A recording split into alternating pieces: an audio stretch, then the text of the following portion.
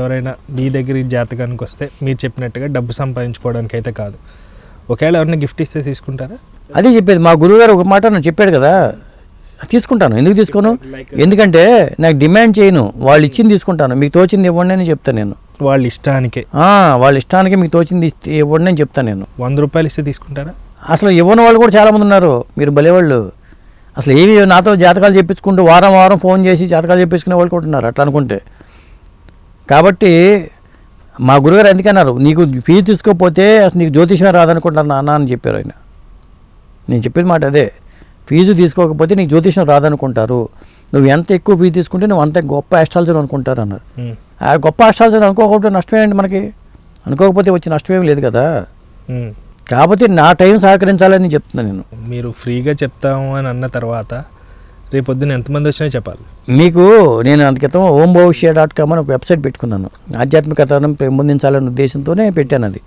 ఆ సైట్లో ఫ్రీ ఆస్ట్రాలజీకి సంబంధించిన లింక్ పెట్టుకున్నాను, అంతే చేశాను. అది ఎస్టాబ్లిష్ చేయడానికి నా దగ్గర వనరులు లేకపోవడం వల్ల నేను చేయలేకపోయాను. కానీ అప్పట్లో అదే నేను ఆ వెబ్సైట్ పెట్టకుండా ఒక యూట్యూబ్ ఛానల్ పెట్టుకుని ఉంటే చక్కగా క్లిక్ అయ్యాను. ఆధ్యాత్మికతను పెంపొందించాలనేది నా లక్ష్యం, అంతేగాని డబ్బు సంపాదించాలనేది కాదు నా లక్ష్యం.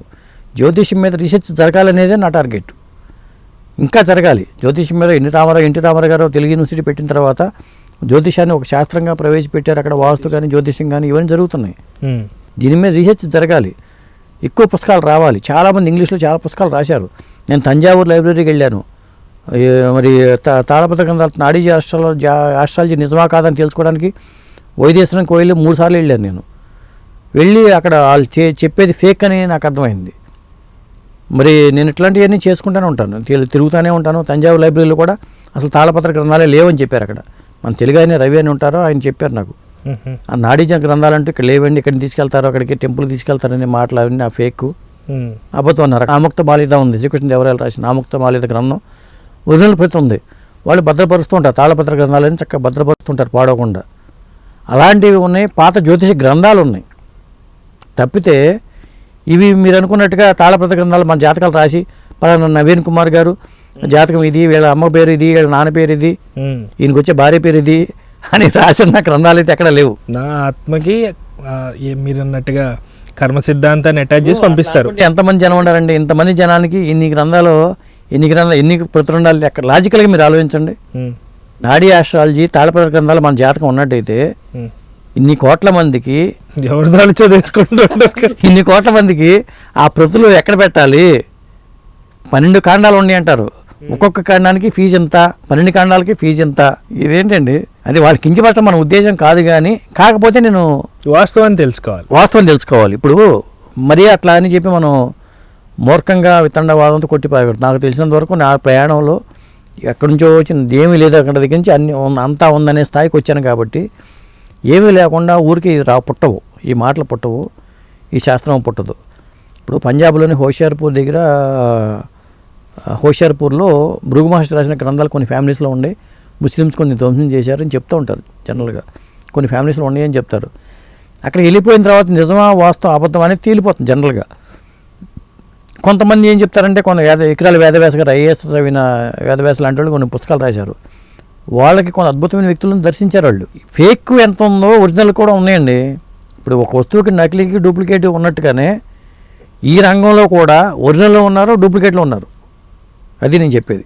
రైట్. ఇంకొక ప్రశ్న అండి మా ప్రేక్షకులు నుంచి, ఎందుకంటే మీరు ఇందాక చెప్పినట్టుగా మనకి ఏ సమస్య ఉన్నా కూడా మీరు కింద డిస్క్రిప్షన్లో నెంబర్ ఉంటుంది, మెసేజ్ చేయమన్నారు. లైక్ కమెంట్ చేసినా కొంతమందికి తెలియదు, అక్కడే పెడతారు. ఆ సమస్య బయటికి చెప్పడం నచ్చకపోవచ్చు, అది అందరూ చూస్తే మళ్ళీ దాన్ని ట్రోల్ చేసుకుంటూ బ్యాడ్ చేసుకుంటూ అయిపోతూ ఉంటారు. ఇట్లాంటి వాళ్ళకి మీరు మిమ్మల్ని కన్సల్ట్ చేయాలంటే ఎలా అండి?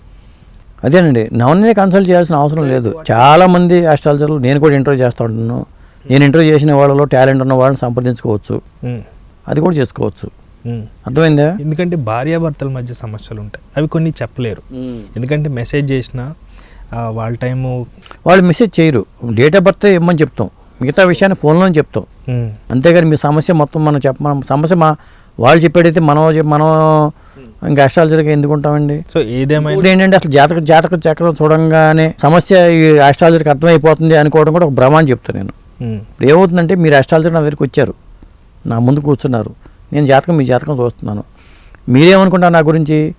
ఈయన ఆస్ట్రాలజరు, బాగా గొప్ప వ్యక్తి, చాలా వీడియోలు చేశారు, అద్భుతమైన వ్యక్తి, ఈయనకి ఎంత నాలెడ్జ్ ఉందో అని మీరు అనుకుంటారు. అంతే కదా, తప్పకుండా కానీ నిజంగా నాకు ఎంత నాలెడ్జ్ ఉందో నాకు మాత్రం తెలుసు. అసలు దాంట్లో ఒక పిసరంతా కూడా లేకపోవడం వల్ల మేము ఇలా అయిపోయాం. కాబట్టి ఈ తరహాలో జరిగేది ఎక్కువ. ఒక ఆస్ట్రాలజర్ దగ్గరికి వెళ్ళినప్పుడు మెడలో ఎన్ని వేసేసుకున్నాను అనుకోండి, రుద్రాక్షలు అన్ని వేసేసుకుని, మెడ కూడా కనపడదండి, మెడ కూడా కనపడకుండా వేసుకున్నాను అనుకోండి, మీరు ఇంకా నన్ను ఒక అద్భుతమైన వ్యక్తులుగా కాళ్ళకు దండాలు పెట్టి మొక్కి వెళ్ళిపోతూ ఉంటారు. అర్థమైందండి? అది చెప్పేది. మరీ అతి సర్వత్రా వర్జయతని సామెత ఉంది. అతి ఎప్పుడు పనికిరాదండి. మన గురించి ఎక్కువ ఊహించుకోవడం కూడా తప్పు అంటాను నేను. ఎవరి గురించైనా, నా గురించి కూడా మీరు ఎక్కువ ఊహించుకోవద్దు. మీరే కాదు, రేపు చూసేవాళ్ళు కూడా. ఎదిగినా ఉండాలంటారా? ఎదిగినా ఒదుకోవడం కాదు, కానీ ఎవరి గురించి ఎక్కువ ఊహించుకోకపోవడం బెటర్. ఆడంబరాలు పోకూడదు, ఎక్కువ ఊహించుకోవద్దు. ఈయన్ని కన్సల్ట్ చేస్తే నా సమస్య మటుమాయమైపోయినట్టే అనుకోవద్దు. నేను ఒక ఆస్ట్రాలజర్ నా దగ్గరికి వచ్చాడు, మా ఇంటికి వచ్చి న్యూమరాలజిస్ట్. ఆయన ఆస్ట్రాలజీ కూడా తెలుసు. ఆయన సడన్గా ఎందుకు వచ్చారని అర్థం కాల. అంటే నా దగ్గర ఎక్కువ మంది ఉన్నారేమో అనుకున్నాడో ఆయన తెలియదు. ఆయన భయపడ్డారా సడన్గా ఈయన ఆస్ట్రాలజీ ఏమడుతారా? మీరు ఎంత తీసుకుంటారని అడిగాడు ఆయన. నేనేమో అడగనండి వాళ్ళని, వాళ్ళు ఎంత ఇస్తాను తీసుకున్నానని చెప్పాను జనరల్గా. మరి మీరు ఎంత తీసుకున్నారంటే నేను 4,000 రూపాయలు తీసుకుంటానని అన్నాడు. ఏమంటే మన దగ్గరికి వచ్చేవాళ్ళే కష్టాలతో వస్తారు. చాలా సమస్యలు ఉండి కష్టాలతో ఉండేవాళ్ళు వస్తారు, చాలా లేని వాళ్ళు వస్తారు. అవునండి. అందరి దగ్గర మీరు 4,000 రూపాయలు తీసుకోవడం అంటే ఎట్లాగండి? అదేంటేనో మన దగ్గర రాగానే వాళ్ళ కష్టాలు పోతాయి కదా అన్నాడు. ఆ గ్యారంటీ మీరు ఎలా ఇవ్వగలరండి? అసలు ఎలా పోతాయి కష్టాలు అన్నా. నేను ఒక ఆస్ట్రాలజర్ పేరున్న నేను అన్నాను ఆయనతో. ఆయన 4,000 రూపాయలు తీసుకున్నాను అన్నప్పుడు నేను ఈ ప్రశ్న 5 ఏళ్ల క్రితం అడిగాను అన్నాను ఆయన్ని. మా ఇంటికి వచ్చి సడన్గా వచ్చినప్పుడు మీరు 4,000 తీసుకున్నా ఉన్నారు కదా, అది మీ గ్యారంటీ ఎలా ఇవ్వగలరు? అసలు 4 సంవత్సరాలు పోతాయని. పైగా మన దగ్గరికి వచ్చే వ్యక్తులు అంటే నేను కూడా అదే చెప్పేది. అసలు నిజంగా ఫైనాన్షియల్గా ఇబ్బంది పడే వాళ్ళ దగ్గర మనం బోల్డ్ మంది ఉన్నారు. నాకు ఫోన్ చేసిన వాళ్ళు, మీరు నిజంగా చెప్పాలంటే మీరు చాలా గొప్ప వ్యక్తి అంటూ మెసేజ్లు పెట్టిన వాళ్ళు ఉంటారు. నేనేమి కాదని నేను చెప్తూ ఉంటాను. నాకు నిజామాబాద్ నుంచి ఎవరో చాలామంది నా వీడియోలు చూసి నాకు ఫోన్లు చేస్తూ ఉంటారు. ఆ వీడియోలు చూసామండి మీకు ఒకసారి చెప్పండి అని. నేను గతంలో 2020లో అమెరికా అధ్యక్ష ఎన్నికల మీద ఒక వీడియో చేశాను. అది చాలా వైరల్ అయింది అప్పట్లో. అదేంటంటే ట్రంప్ గెలవడం, బైడెన్ గెలుస్తాడని చెప్పి నేను ఒక వీడియో చేశాను. అది చేసిన తర్వాత తెలుగుదేశం పార్టీ ఎన్నికల మీద కూడా ఒక చాలా వీడియోలు చేశాను. బాలకృష్ణ గారి జాతకం మీద చాలా వీడియోలు చేశాను. చాలా వైరల్. నెంబర్లు తెలియదు ఎవరికి, నా నెంబర్ ఎవరికి తెలియదు. ఇన్ని చేసిన వీడియోలు చేసినా ఎవరికి నేను ఎవరో ఏంటో పేరు తెలుసు, కానీ నా నెంబర్ తెలియదు. ఎందుకంటే అంత గోప్యంగా. అదేనండి, మనకు టైం ఇప్పుడు అందరూ ఫోన్ చేశారనుకోండి, మన టైం కేటాయించగలం చెప్పండి? మీరు ఆలోచించండి. మనకున్న టైంలో మన వృత్తి ఏంటి? నా మెయిన్ ప్రొఫెషన్ ఏంటి? జర్నలిజం. నా మెయిన్ ప్రొఫెషన్ జర్నలిజాన్ని వదిలేసేసి జాతకాలు చెప్పుకుంటూ కూర్చున్నాం అనుకోండి, అది ఎంతవరకు బాగుంటుంది? ఒకసారి ఫలించినాయి అనుకోండి, మనల్ని ఆకాశానికి ఎత్తేస్తారు. మనం ఫలించలేదనుకోండి, మనం ట్రోల్ చేసుకుంటూ ఆడుకుంటారు. మనకు అవసరం అది.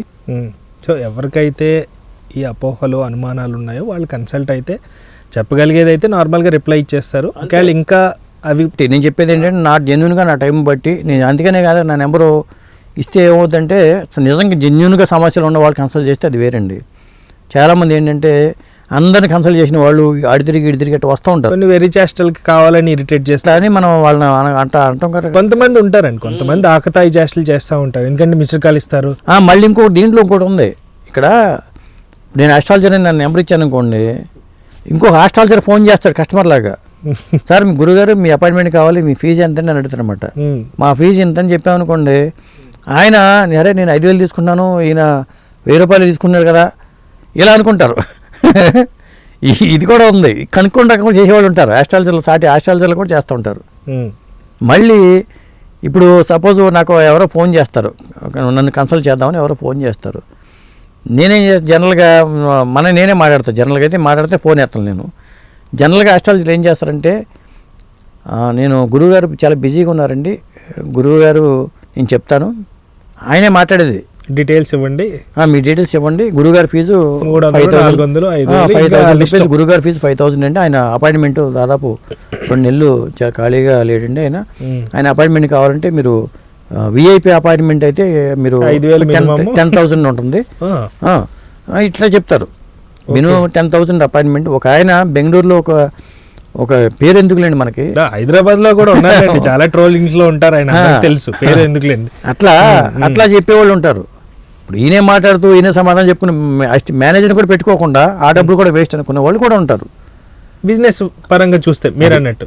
కాబట్టి జ్యోతిష్యం అనేది అందుకనే చెప్పేది హేతుబద్ధంగా ఆలోచించమని చెప్తాను నేను. నేను ఆస్ట్రాలజర్గా ఉన్నా కానీ హేతువాదిగానే నేను ఆలోచిస్తాను, హేతువాదిగానే పని చేస్తాను నేను.